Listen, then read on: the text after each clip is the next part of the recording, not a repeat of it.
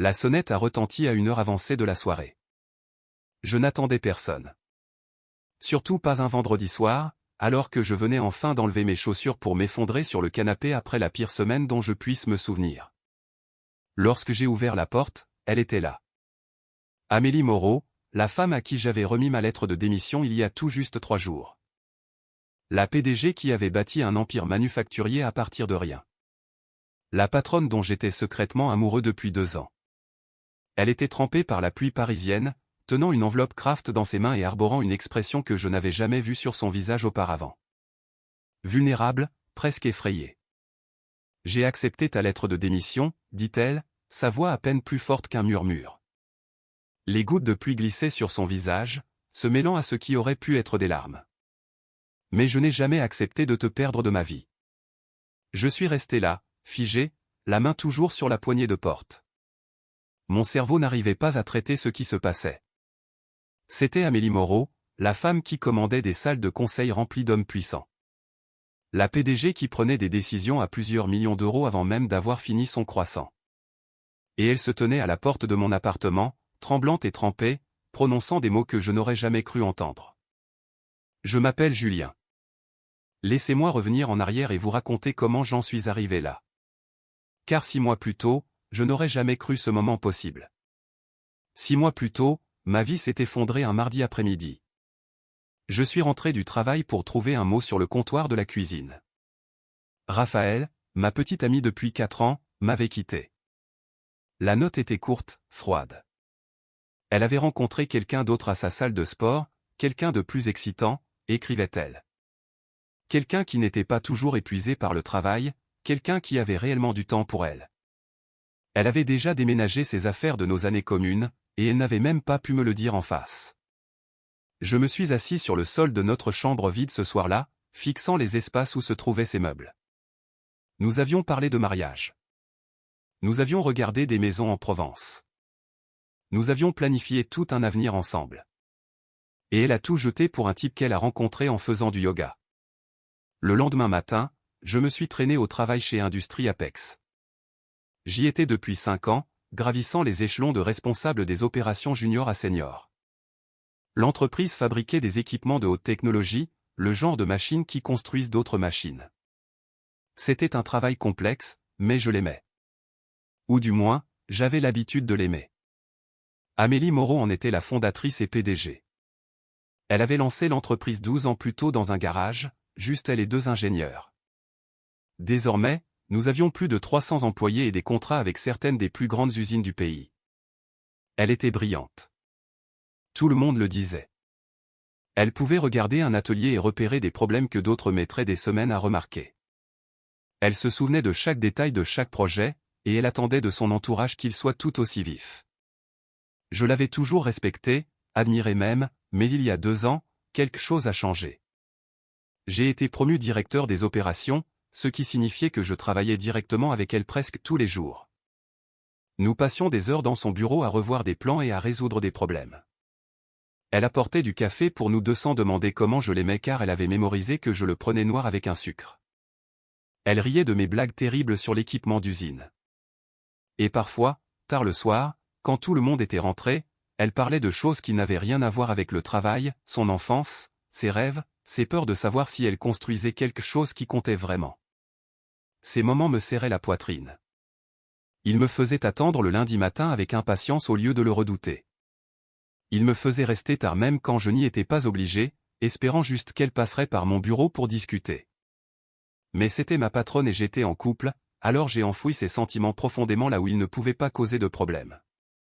Quand Raphaël est parti, je pensais que je m'effondrerais au travail. Je m'attendais à gâcher des projets, à perdre ma concentration, à devenir le genre d'employé dont tout le monde chuchote à la machine à café. Au lieu de cela, quelque chose de surprenant s'est produit.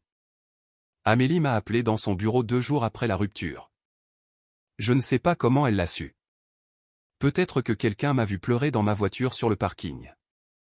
Peut-être qu'elle a simplement remarqué que j'avais l'air de n'avoir pas dormi depuis 1 semaine. J'ai entendu ce qui s'est passé, a-t-elle dit, sa voix plus douce que je ne l'avais jamais entendue. Je suis désolé, Julien. C'est incroyablement difficile. J'ai hoché la tête, ne me faisant pas confiance pour parler sans que ma voix ne se brise. J'ajuste ton emploi du temps, a-t-elle poursuivi. Tu peux travailler de chez toi 3 jours par semaine aussi longtemps que nécessaire, et je repousse les échéances de tes projets de 2 semaines. Tu as besoin d'espace pour assimiler tout ça. C'était Amélie Moreau, la femme qui avait dit un jour à un client que les délais étaient sacrés. Et la voilà qui réorganisait des projets majeurs parce que ma petite amie m'avait quitté. Merci, ai-je réussi à dire. Cela signifie plus que vous ne le pensez. Elle a hoché la tête une fois. Rapide et professionnelle comme toujours. Prends soin de toi d'abord, Julien. Le travail sera toujours là quand tu seras prêt. C'était il y a 6 mois. Et pendant 6 mois, l'arrangement a fonctionné. J'allais au bureau le lundi et le mardi, puis je travaillais de chez moi le reste de la semaine. Cela m'a donné le temps de trier mes sentiments sans que tout le monde au travail ne m'observe. Le temps de mettre en boîte les affaires restantes de Raphaël et de les donner. Le temps de comprendre qui j'étais sans elle. Amélie a commencé à prendre de mes nouvelles régulièrement. D'abord, c'était juste des trucs de boulot, des courriels rapides demandant si j'avais les rapports prêts ou si j'avais besoin d'aide. Mais ensuite, les messages sont devenus plus personnels. Elle demandait comment je tenais le coup, si je mangeais correctement, si j'avais besoin de plus de temps libre. Je me disais qu'elle était juste une bonne patronne, veillant sur un employé traversant une période difficile. C'est ce que font les bons leaders, non? Ils se soucient de leurs gens. Mais ensuite sont venus les appels téléphoniques. Le premier a eu lieu un mercredi soir, très tard. J'étais assis à ma table de cuisine, fixant l'écran de mon ordinateur portable. J'essayais de finir une présentation depuis des heures, mais mon cerveau était comme embourbé. Je ne pouvais pas me concentrer. Mon téléphone a sonné et le nom d'Amélie s'est allumé sur l'écran. Et, a-t-elle dit quand j'ai répondu. J'ai vu que tu étais en ligne tard. Je voulais juste m'assurer que tu allais bien. Nous avons parlé pendant peut-être 10 minutes de la présentation sur laquelle je travaillais. Elle m'a aidé à résoudre un problème sur lequel je bloquais. Puis, juste au moment où nous allions raccrocher, elle a dit quelque chose qui m'a surpris. J'ai lu ce livre la semaine dernière. C'est sur un type qui traverse le pays à moto après que sa vie s'est effondrée. Ça m'a fait penser à toi. Tu as mentionné une fois que tu aimais les motos, non? Oui, ai-je dit, soudainement plus réveillé. Je restaure une moto dans le garage de mon immeuble. Une Honda CB 750 de 1978, c'est un projet depuis des années. Ça a l'air incroyable, a-t-elle dit, et je pouvais entendre le sourire dans sa voix. Raconte-moi. Alors, je l'ai fait. Je lui ai raconté comment j'avais trouvé la moto dans une vente de succession, toute rouillée et cassée. Comment je passais mes week-ends à la démonter pièce par pièce, nettoyant chaque composant, traquant les pièces de rechange, comment travailler de mes mains m'aidait à penser, m'aidait à me détendre d'une manière que regarder des feuilles de calcul ne faisait jamais. Elle écoutait vraiment, posait des questions qui montraient qu'elle se souciait réellement des réponses. Cet appel a duré 1h30. Nous avons à peine parlé de travail. Après cela, les appels tardifs sont devenus réguliers. 2 ou 3 fois par semaine, mon téléphone sonnait tard le soir. Parfois, elle commençait par une question de travail, mais nous finissions toujours par parler d'autre chose. Elle m'a raconté avoir grandi avec une mère célibataire qui cumulait 3 emplois pour les maintenir à flot.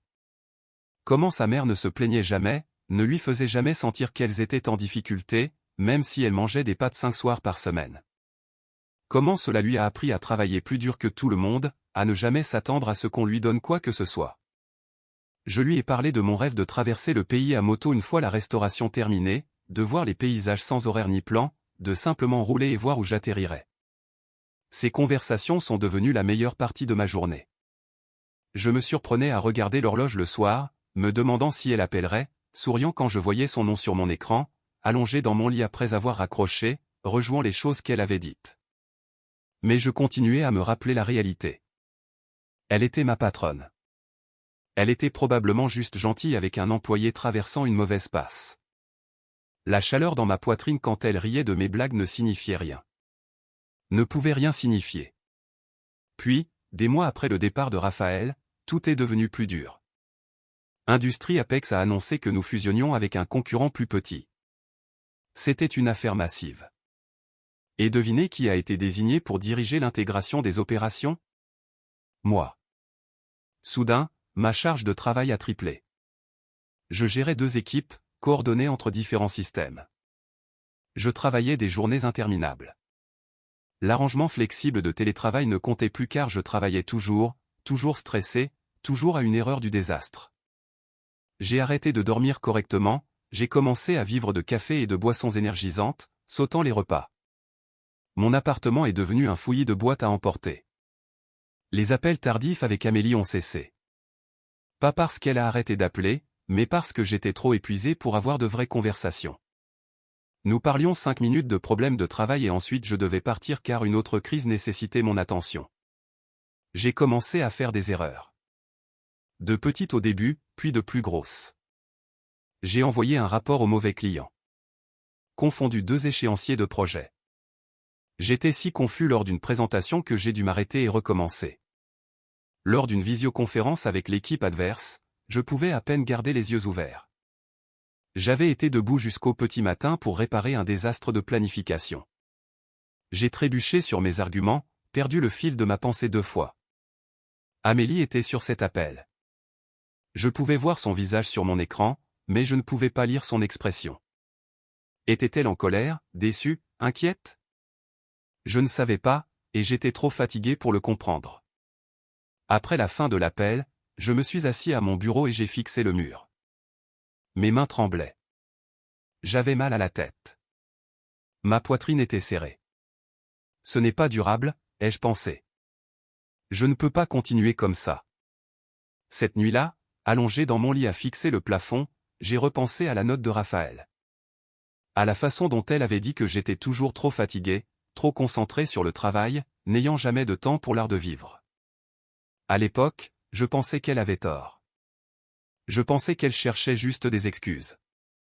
Mais maintenant, je me demandais si elle n'avait pas eu raison. Pas sur le fait de me quitter pour quelqu'un d'autre, cela restait cruel, mais sur le fait que je me perdais dans le travail. J'ai pensé à ma moto assise dans le garage, toujours à moitié finie. Au voyage dont je rêvais. Aux livres sur mon étagère. Aux amis que j'avais cessé de rappeler.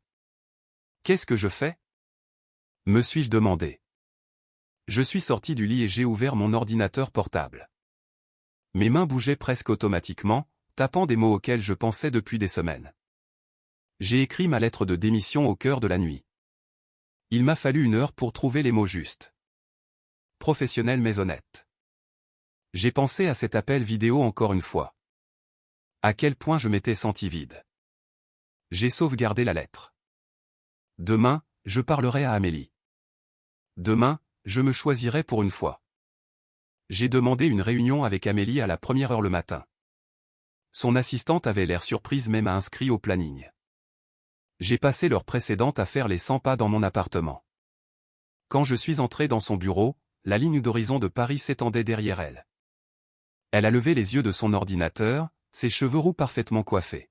« Julien, que puis-je faire pour toi ?» J'ai placé l'enveloppe sur son bureau avant de perdre mon courage. Ma démission, effective dans 2 semaines. Je suis désolé, Amélie, mais je ne peux plus faire ça.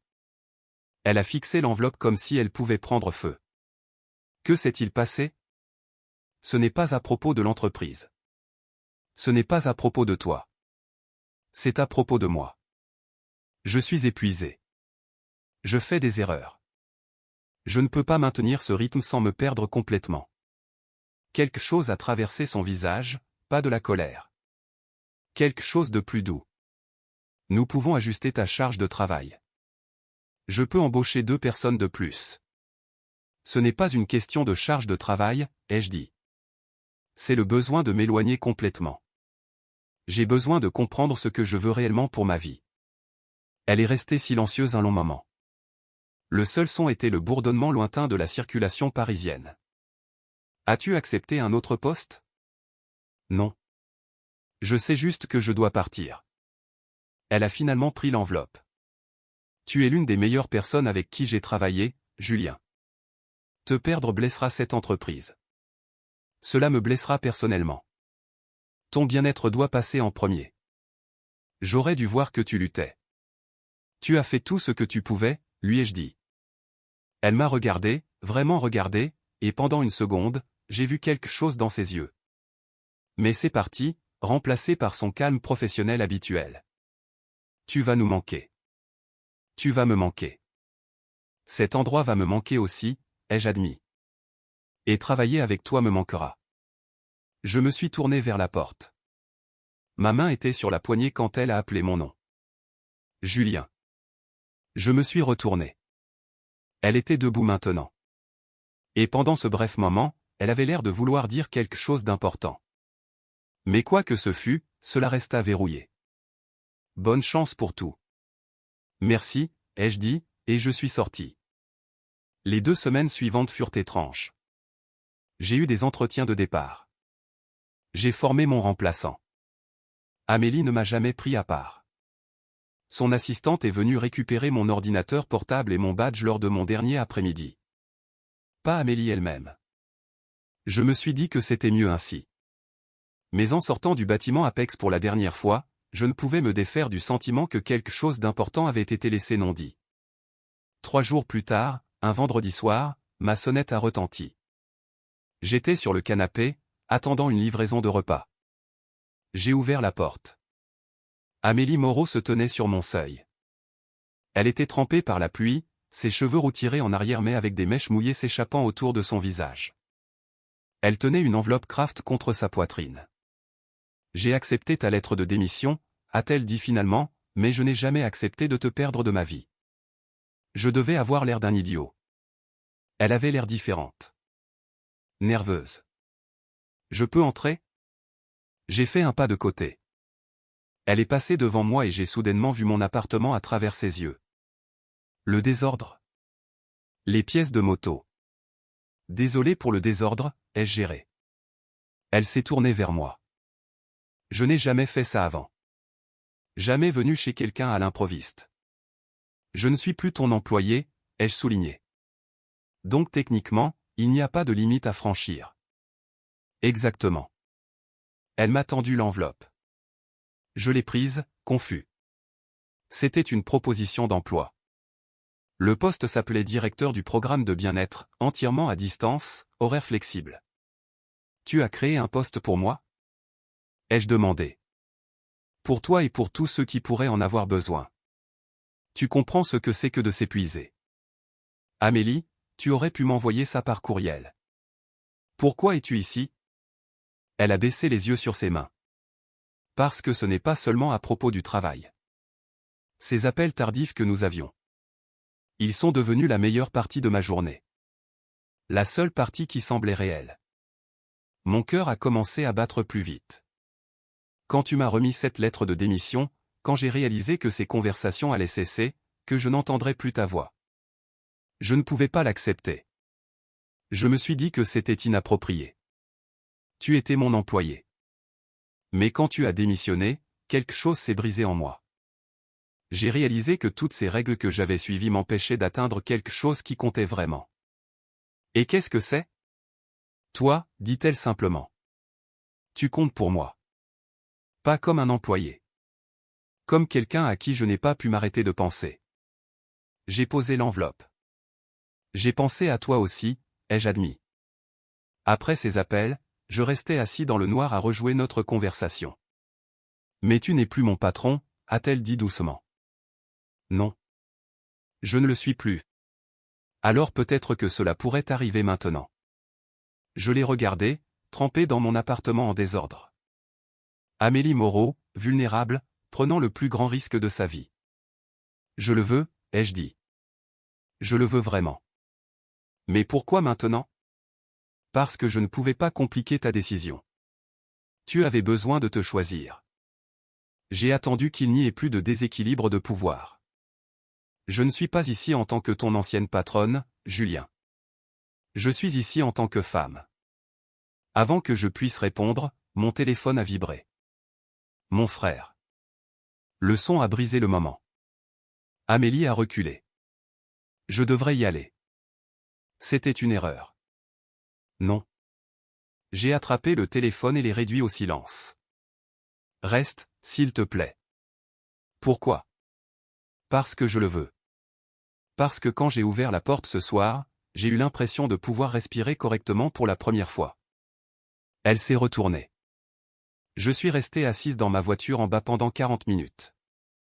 Je n'arrêtais pas de penser à toi. J'ai franchi la petite distance entre nous. Tu n'es pas ma patronne. Tu es juste toi. Juste moi, c'est terrifiant, a-t-elle chuchoté. Je ne suis pas doué pour ça. Je construis des entreprises, pas ça. Ça n'a pas besoin d'avoir du sens, ai-je dit. Viens t'asseoir. Je vais faire du café. Elle m'a suivi dans ma petite cuisine. Ton appartement est sympa, a-t-elle menti poliment. C'est honnête, ai-je répondu. Elle a souri. Alors que le café passait, elle a regardé la moto miniature. Tu travailles toujours là-dessus. Ça m'aide à penser. Ça me rappelle que les choses cassées peuvent être réparées. C'est ce que tu penses être? A-t-elle demandé. Cassé? Peut-être, ai-je dit. Mais j'y travaille. J'ai pris sa main. Tu as conduit jusqu'ici. Tu es venu à ma porte sous la pluie. Tu es la personne la plus courageuse que je connaisse. Je ne suis pas courageuse, a-t-elle dit. Si. Tu te tiens ici en étant honnête sur ce que tu ressens. Qu'est-ce qui se passe maintenant? Ai-je demandé. Elle m'a regardé. Cela dépend de ce que tu veux. S'il y a de la place dans ta vie pour ça, pour nous. Je ne sais pas à quoi ça ressemblera, ai-je admis. Je sais juste que quand tu es apparu ce soir, une porte s'est ouverte. Elle s'est approchée. J'ai passé ma vie à tout planifier. Mais ça, je ne peux pas le planifier. C'est peut-être le but, ai-je dit. Elle a souri, et la PDG a disparu. Il ne restait qu'Amélie. Commençons par un dîner demain soir, ai-je suggéré. Juste nous.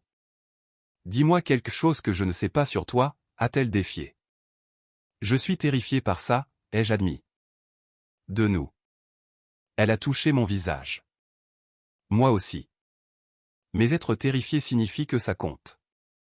Je me suis penché et je l'ai embrassé. Doux et bref. Demain soir, a-t-elle dit. C'est un rendez-vous. À la porte, elle s'est retournée. Merci. Pourquoi? D'avoir ouvert la porte. Après son départ, je l'ai regardé marcher jusqu'à sa voiture sous la pluie. Elle a levé les yeux et a fait un signe de la main. Ce soir-là a marqué le début. Le dîner du lendemain s'est transformé en une longue promenade à travers Paris. Nous avons découvert que nous aimions tous les deux les vieilles librairies et les mauvais films d'action. Nous avons pris notre temps. 3 semaines plus tard, j'ai accepté le poste de directeur du bien-être. Revenir chez Apex était étrange, mais nous sommes restés professionnels. 2 mois plus tard, un membre du conseil a remis en question ma position. Amélie l'a défendue avec férocité. Mes sentiments personnels pour lui sont distincts de sa valeur professionnelle. Personne n'a remis cela en question après. Les programmes que j'ai développés ont montré de vrais résultats. Le bien-être est devenu plus qu'une phrase chez Apex, c'est devenu un véritable art de vivre. Des mois après cette nuit pluvieuse, nous avons fait un voyage ensemble. 2 semaines à moto à travers la vallée de la Loire et la Provence. Une nuit, sous les étoiles, Amélie m'a dit qu'elle m'aimait. Je t'aime aussi, ai-je dit. 6 mois après qu'elle se soit présentée à ma porte, j'ai emménagé dans un meilleur appartement. Elle avait une clé dès le premier jour. Un samedi après-midi, sur mon balcon avec un verre de vin rouge, elle s'est appuyée contre moi. Je pensais que le succès signifiait construire quelque chose qui me survivrait, a-t-elle dit. Maintenant, je sais que ce qui compte le plus ne se mesure pas en marge bénéficiaire. C'est mesuré en moments comme celui-ci. Je l'ai serré plus fort. Il y a 6 mois, je pensais que quitter Apex, c'était abandonner. C'est drôle, a-t-elle dit. Je pensais que te perdre de l'entreprise, c'était te perdre complètement. Nous sommes restés assis alors que le soleil disparaissait sur les toits de Paris. Demain, c'est lundi, a dit Amélie. Retour à la réalité. C'est ça la réalité, ai-je corrigé. Tout le reste, ce sont juste des détails. Elle a ri et m'a embrassé. La vie ne se déroule pas toujours comme prévu. Parfois, elle nous enlève ce dont nous pensions avoir besoin. Mais parfois, Si nous sommes assez courageux pour rester ouverts à la possibilité, de nouvelles portes s'ouvrent. Et parfois, les plus beaux débuts commencent par des mots inattendus prononcés sur un pas de porte sous la pluie.